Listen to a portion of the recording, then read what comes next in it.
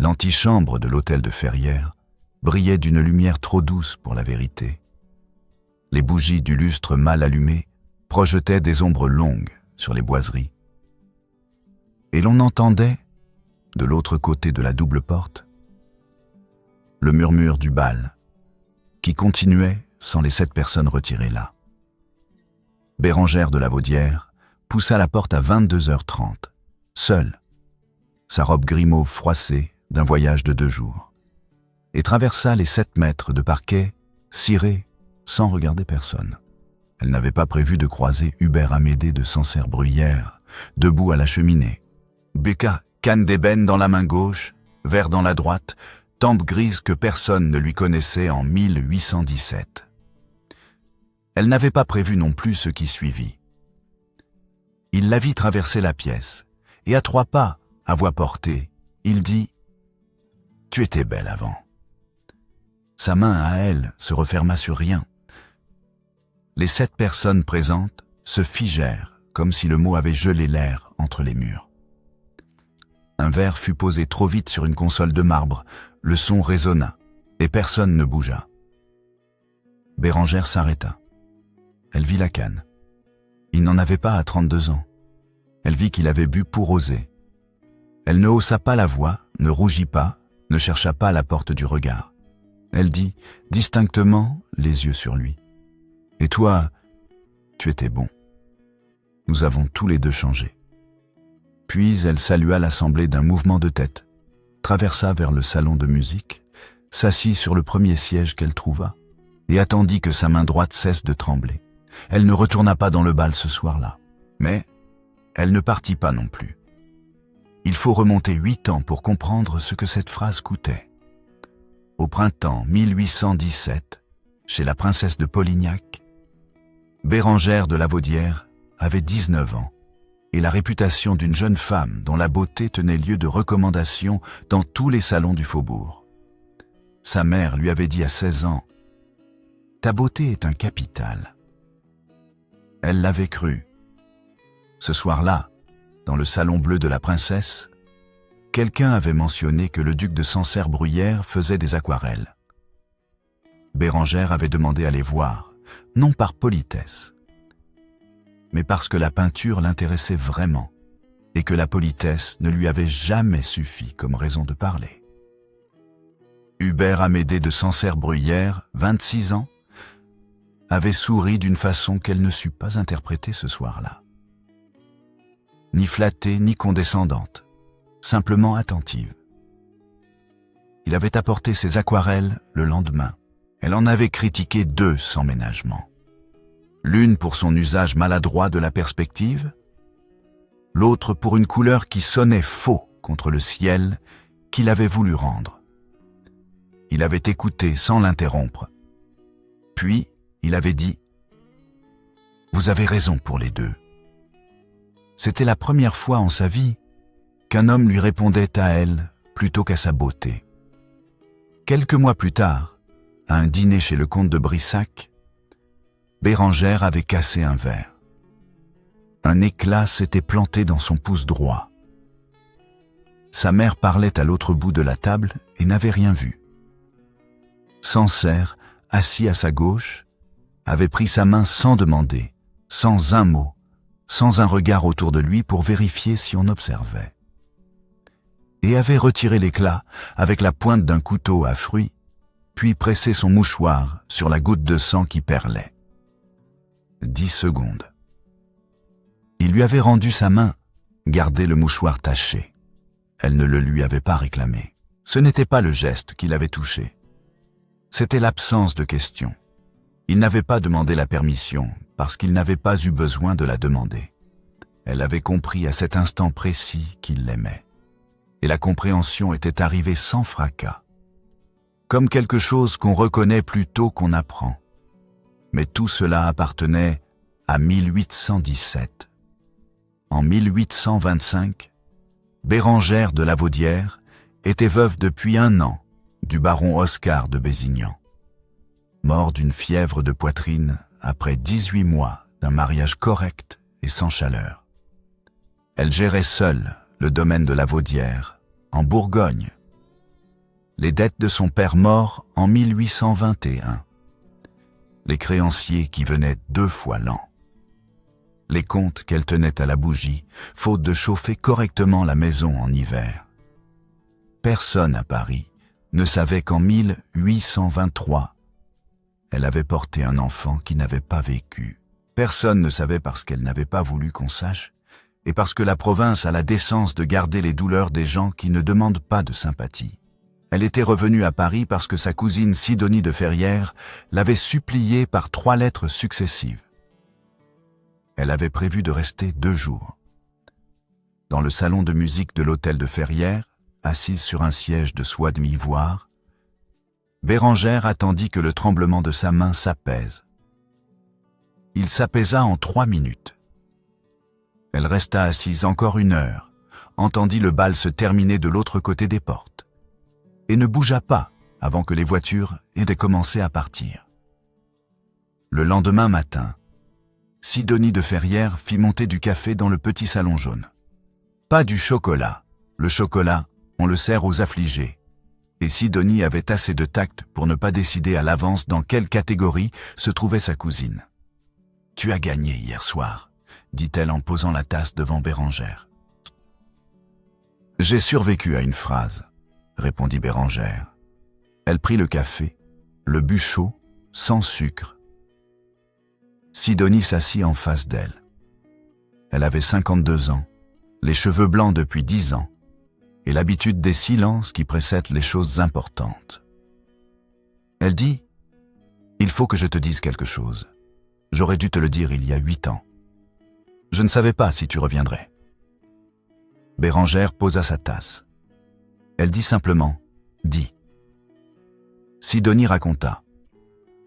En septembre 1818, 3 semaines après la rupture publique, la phrase que Sancerre avait dite devant 12 personnes chez la comtesse de Trémont.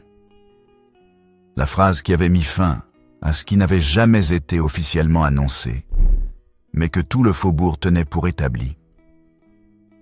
Sancerre était venu la voir. Il était arrivé à 8 heures du matin, ce qui était une heure impossible pour une visite. Et elle l'avait reçu parce que son visage à travers la vitre de la voiture lui avait fait peur. « Ah, il m'a expliqué, » dit Sidonie. Sa mère, Ernestine, la douairière, avait menacé de déshériter 3 de ses cousines si son fils épousait une lavaudière ruinée. Pas lui, elle. 3 femmes qui n'avaient rien à voir avec vous deux, qui n'avaient d'autres ressources que l'héritage d'Ernestine. Bérengère ne dit rien. Elle regardait ses mains sur la table. « Il a pensé, » continua Sidonie, « qu'une grande blessure faite une seule fois valait mieux que 5 petites blessures réparties sur 5 familles. Il m'a dit qu'il avait choisi de te blesser publiquement, pour que tu n'attendes pas, pour que tu ne crois pas qu'il reviendrait, pour que la rupture soit nette. Il croyait que c'était plus propre. Et toi, dit Bérengère, tu lui as répondu quoi? Je lui ai dit que ce n'était pas à lui de décider ce qui était propre pour toi. Bérengère hocha la tête. Une seconde passa, puis elle demanda. C'est tout? Sidonie hésita. Ce fut la seule hésitation de toute la conversation. Et Bérengère la nota. Sa voix se fit plus mesurée. Non. Avant de partir, il m'a dit une chose.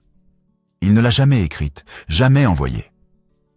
Il me l'a dit à moi, debout dans ce salon, en mettant ses gants. Il a dit « Cote 0 ». Le silence dura plus longtemps cette fois. Bérengère ne pleurait pas. Ses yeux étaient secs et fixes sur un point entre la fenêtre et la table. Puis, elle demanda qu'on lui serve un 2e café. La servante apporta la cafetière. Bérengère attendit qu'elle soit sortie. « Je le verrai, » dit-elle. « Pas ici, dans un lieu public. » Sidonie acquiesça. « Je lui ferai dire. Tu lui diras aussi que j'accepte de rester jusqu'à dimanche. » Sidonie la regarda. « Tu tiendras jusqu'à dimanche ?» Bérengère reprit sa tasse. J'ai tenu 8 ans dans une maison sans chauffage avec des créanciers 2 fois l'an. Je peux tenir 5 jours à Paris. » Dans l'après-midi du 2e jour, un billet arriva à l'hôtel de Ferrières, adressé à Bérengère de la main de Sancerre.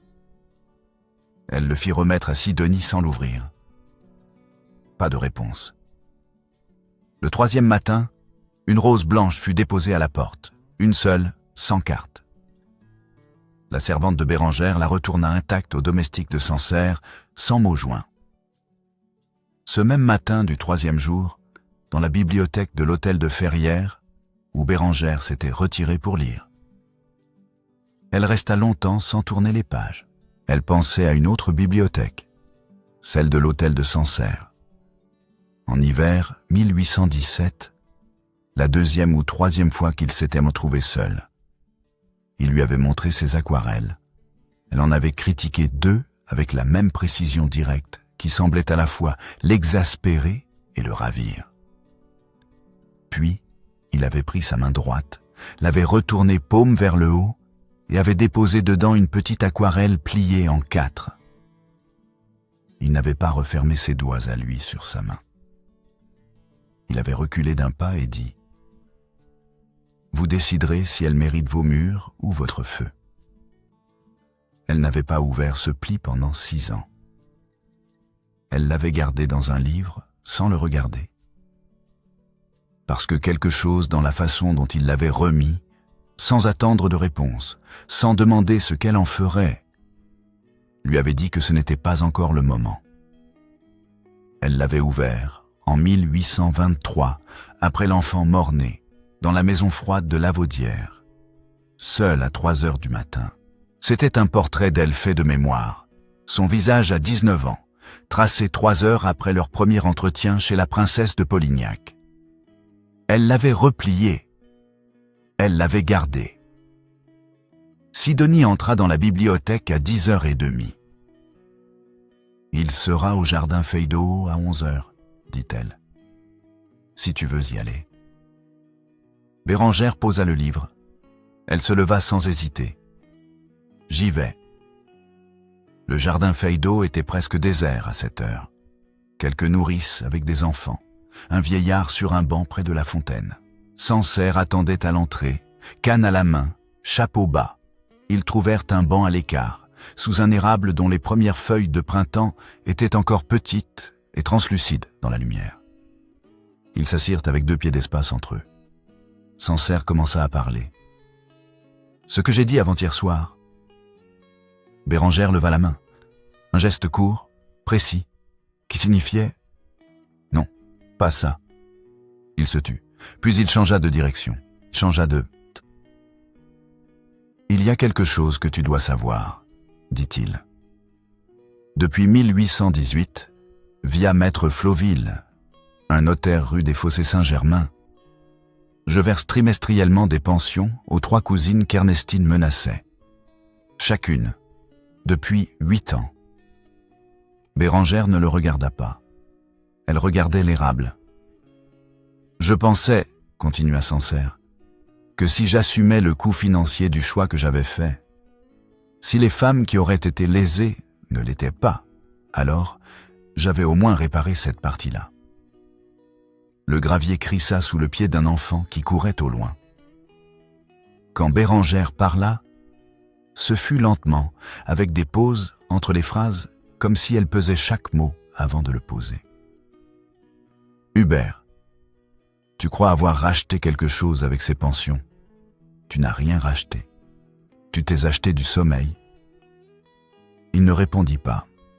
« J'ai attendu 8 ans sans savoir, dit-elle. Sans une ligne, sans une explication. Tu aurais pu m'écrire en 1819. Une seule ligne, pas une déclaration, juste la vérité. Tu ne l'as pas fait. » Sa voix était posée. « Non. Tu ne l'as pas fait parce qu'une ligne m'aurait coûté moins qu'à toi. Payer Maître Flauville tous les trimestres, ça te coûtait de l'argent, pas de la honte. Une lettre t'aurait coûté de la honte. » 40 secondes passèrent. Bérengère les compta sans le vouloir, parce qu'elle avait appris en 8 ans à mesurer les silences des gens qui cherchent à ne pas admettre ce qu'ils savent. Il baissa les yeux sur le pommeau de sa canne. « Tu as raison. » Il releva la tête.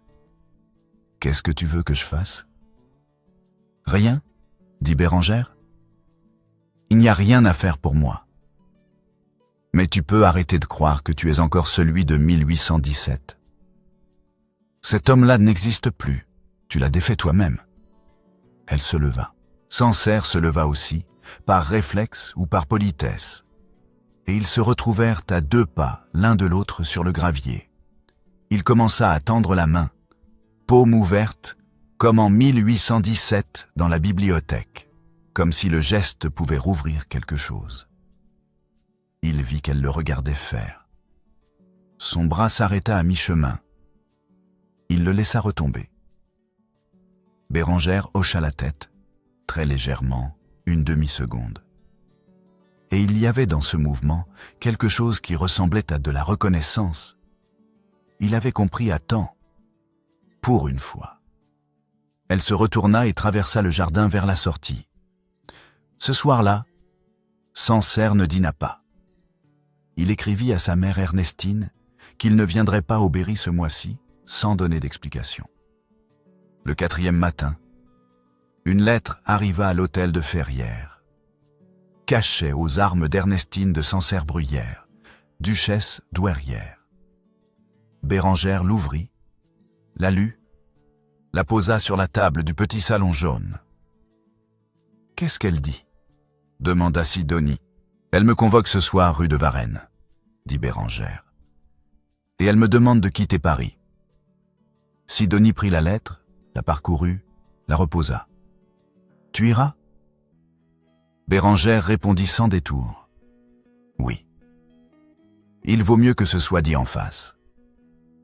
Dans l'après-midi de ce même jour, Mortefontaine, ami de 20 ans d'Ernestine, homme de 60 ans dont la principale occupation était la circulation des informations dans les salons du faubourg, reçut 14 personnes à déjeuner et servit avec le dessert sa version des retrouvailles du bal de Ferrières. Bérengère de Lavaudière, revenue à Paris, pour reconquérir le duc de Sancerre.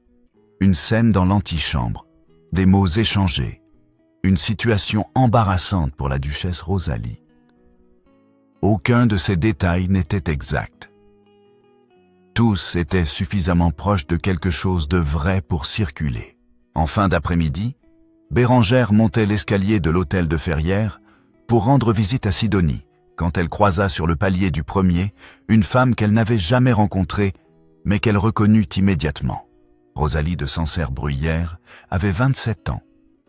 Des yeux clairs, une robe de voyage, et l'expression de quelqu'un qui arrive plus tôt que prévu parce qu'on lui a dit quelque chose qui ne pouvait pas attendre.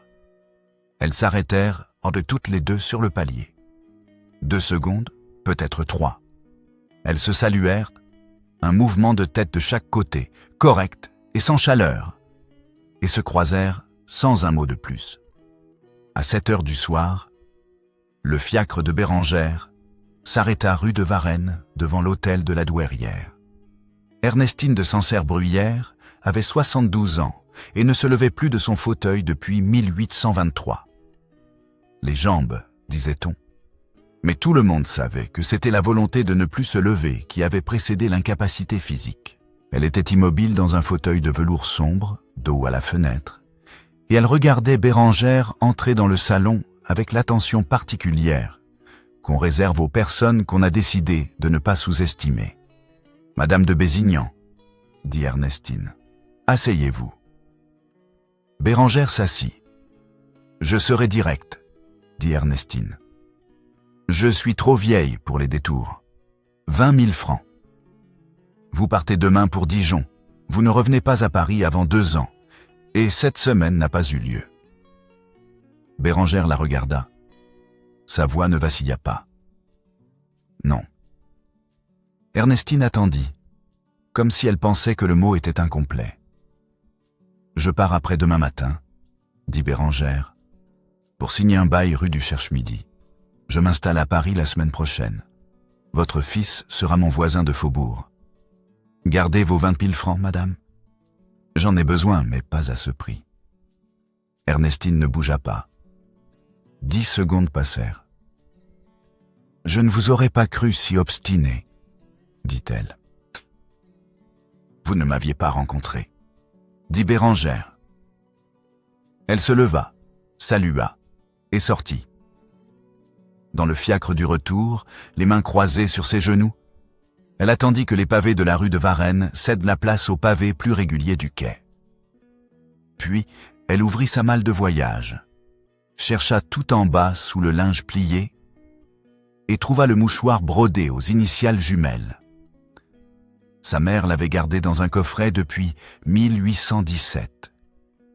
Elle l'avait trouvé il y a un mois, en faisant l'inventaire après la mort de sa mère. Plié dans du papier de soie, comme si c'était quelque chose qui avait de la valeur. Elle l'avait emporté à Paris, sans savoir pourquoi.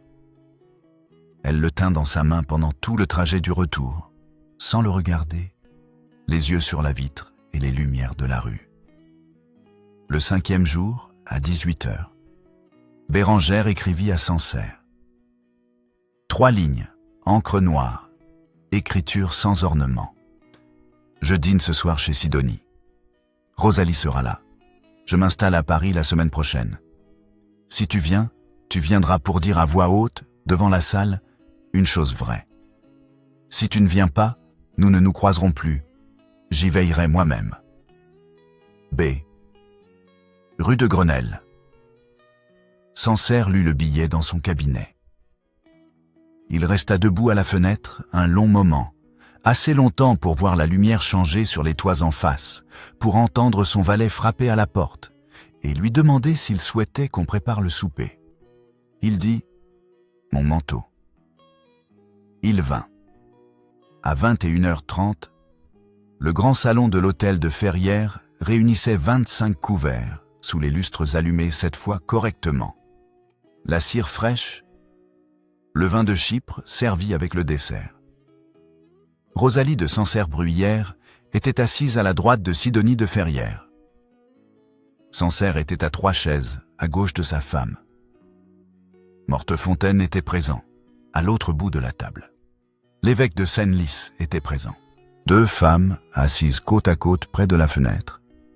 Les cousines Adélaïde et Constance, que personne n'avait reliées à Maître Flauville ni aux pensions trimestrielles, étaient présentes.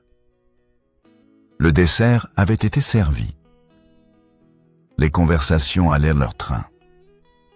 Bérengère était assise à mi-table, entre un conseiller au Parlement et la femme d'un général. Elle se leva. Ce n'était pas prévu. Sidonie le vit et ne dit rien. Elle avait appris à ne pas interrompre Bérengère quand Bérengère avait décidé quelque chose. Le mouvement de Bérengère fit descendre le silence sur la table par vagues, depuis ceux qui étaient le plus près d'elle jusqu'aux extrémités. « Madame de Ferrières, » dit Bérengère, « pardonnez-moi cette interruption. J'ai une chose à dire, et je préfère la dire devant vous tous ce soir, plutôt que de la laisser courir en rumeur demain matin. » Le silence était complet. « Il y a 8 ans, Monsieur le duc de Sancerre m'a quitté en public, par une phrase courte et dure chez la comtesse de Trémont. Personne dans cette salle ne l'a oublié. J'ai cru pendant 8 ans qu'il ne m'avait pas assez aimé pour rester. J'ai appris il y a 3 jours qu'il m'avait aimé et qu'il avait choisi de me blesser publiquement parce qu'il pensait qu'une grande blessure faite une fois est plus propre que 5 petites blessures réparties sur 5 familles. Cette explication m'a été donnée en privé. Je la rends publique ce soir parce que la rupture fut publique. Et il me semble injuste que la vérité, elle, reste enfermée dans un salon. Elle regarda Sancerre pour la première fois depuis le début. Il ne baissa pas les yeux. Ça pas les... Hubert. Avant-hier soir, tu m'as dit que j'étais belle avant. C'est vrai. En 1823, j'ai perdu un enfant mort-né. En 1824, j'ai perdu mon mari. Depuis 6 ans, je vis seul dans une maison que je ne chauffe plus correctement parce que le bois coûte ce qu'il coûte et que les dettes de mon père ne se sont pas payées seules. Ma beauté n'a pas tenu. Elle n'avait pas été faite pour ce que j'ai traversé. Et ce n'est pas une plainte. C'est un constat. Rosalie avait posé sa fourchette. Elle ne regardait ni Bérengère, ni son mari. Elle regardait la nappe devant elle, les mains immobiles de chaque côté de son assiette. « Mais voici pourquoi je parle ce soir », continua Bérengère. « Je ne suis pas venu à Paris cette semaine pour reprendre quelque chose. Je suis venu pour voir si je tiendrai debout. Je tiens. Je m'installe rue du Cherche-Midi la semaine prochaine. Je ne viendrai pas dans vos salons et vous ne viendrez pas dans le mien. Mais je ne pars pas. Je refuse de partir. Madame la douairière m'a proposé 20 000 francs hier soir pour que je quitte Paris demain. J'ai refusé. Ce n'est pas de la bravoure. C'est simplement que je ne me suis pas reconstruite en 8 ans pour finir par m'en aller, parce qu'une vieille dame dans un fauteuil trouve ma présence incommode. Mortefontaine, à l'autre bout de la table, avait cessé de respirer de façon audible. Bérengère se tourna vers Rosalie. Directement, sans transition, sans préparation. Madame la Duchesse, je vous présente mes respects. Nous n'aurons probablement pas l'occasion de nous connaître, et c'est bien ainsi. Votre époux a été bon autrefois. Plusieurs personnes dans cette salle s'en souviennent mieux que moi, peut-être. Il a fait en 1818 un choix qu'il croyait noble. Puis, il a passé 8 ans à se convaincre que la dureté était une forme de rigueur. Et la rigueur est devenue sa manière d'être dans le monde. Vous l'avez épousé pendant ces 8 ans. Vous avez vécu avec ce qu'il était devenu. Ce n'est pas moi qu'il faut racheter. Je ne suis pas là. Je suis à la Vaudière. Je gère mes propres affaires. C'est la femme qu'il a en face de lui depuis 6 ans qui mérite qu'il redevienne quelqu'un. Une larme tomba sur la nappe de Rosalie. Une seule. Sans qu'elle ait bougé. Sans qu'elle ait scié. Elle ne l'essuya pas. Elle ne bougea pas du tout. Bérengère revint à Sancerre. Sa voix descendit d'un registre. Pas plus douce, mais plus basse. Et la salle portait le son avec une précision cruelle.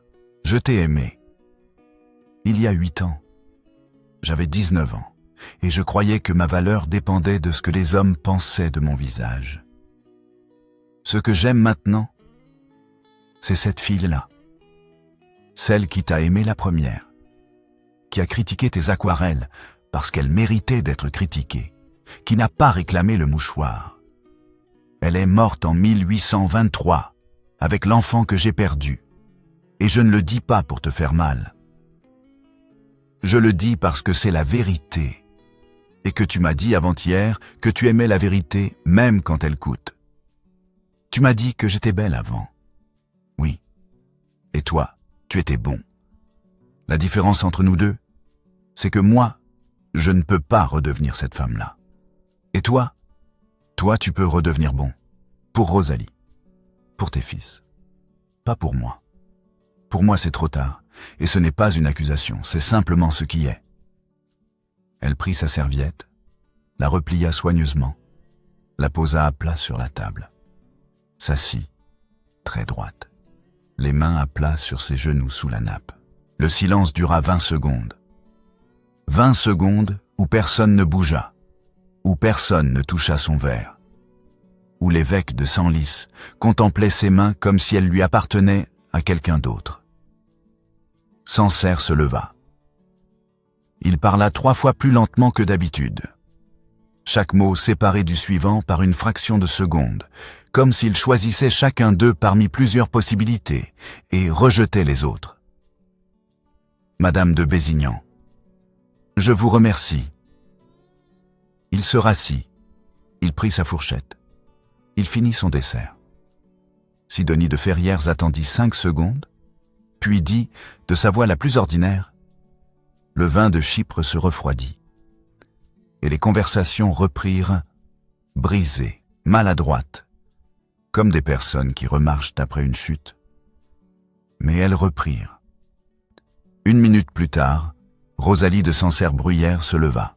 Elle s'excusa auprès de Sidonie d'une voix posée, prit son châle sur le dossier de sa chaise et sortit en marchant, pas en fuyant, en marchant, avec la démarche d'une femme qui sait où elle va, même si elle ne le sait pas encore vraiment. Sancerre ne la suivit pas. Il resta à sa place, les yeux sur son verre de chypre, et ne bougea pas. Ce fut probablement le geste le plus difficile de sa vie. Rester assis, laisser sa femme sortir seule, ne pas courir après elle pour qu'elle lui pardonne avant d'avoir réfléchi. Mais il resta. Les 2 cousines Adélaïde et Constance échangèrent un regard bref de l'autre côté de la table. Elle savait maintenant. Elle saurait toujours. L'aube du 6e jour arriva grise et froide sur Paris, avec cette lumière particulière, au matin d'avril, qui n'a pas encore décidé si elle sera belle ou triste. Bérengère ne monta pas dans un fiacre pour Dijon. Elle sortit de l'hôtel de Ferrières à 6h30, mal dans le coffre, et demanda au cocher de la conduire rue du Cherche-Midi. Le bail était signé. Elle l'avait fait porter la veille par un clerc de notaire. Il restait à voir l'appartement une première fois à la lumière du matin, à compter les fenêtres, à décider quel meuble de la Vaudière pourrait faire le voyage. Dans la malle, tout en bas sous le linge, le mouchoir brodé aux initiales jumelles. Elle l'avait mis là ce matin avant de descendre, sans cérémonie, comme on emporte ce qui appartient à sa propre histoire. Elle n'avait pas besoin de le regarder pour savoir qu'il était là. Il lui suffisait de savoir qu'elle l'emportait à Paris, pas à Dijon, pas dans un coffret au fond d'une armoire de province. À Paris, dans sa nouvelle ville, dans sa nouvelle vie, elle avait le droit de conserver l'homme qu'il avait été autrefois sans se trahir elle-même. Ces 2 choses n'étaient pas contradictoires. Elle avait mis 8 ans à le comprendre. Le fiacre remonta vers la rive gauche. Bérengère regardait les rues défiler par la vitre. Les marchandes des 4 saisons qui installaient leurs étals, un chien qui traversait en courant la Seine aperçue 1 seconde entre 2 quais. Paris à l'aube avait une façon d'être vide et plein en même temps, qui lui avait manqué sans qu'elle s'en rende compte. À la même heure, rue de Grenelle. Sancerre était debout depuis 5 heures. Il avait passé la nuit à écrire et à défaire ce qu'il avait écrit. La lettre finale à Ernestine tenait en 7 lignes. Il ne quitterait pas Paris sous la menace, ni maintenant ni plus tard. Il gérerait ses propres affaires comme il l'entendait. Il lui souhaitait bonne santé. Le nom de Bérengère n'y figurait pas. Ce n'était pas une lettre sur elle, c'était une lettre sur lui. Il descendit lui-même à 7 heures, manteau et canne, et marcha jusqu'à la boîte aux lettres la plus proche. La lumière grise du matin tombait sur les pavés humides. Il s'arrêta devant la boîte, lettre dans la main droite, canne dans la main gauche, et resta immobile 1 demi-minute.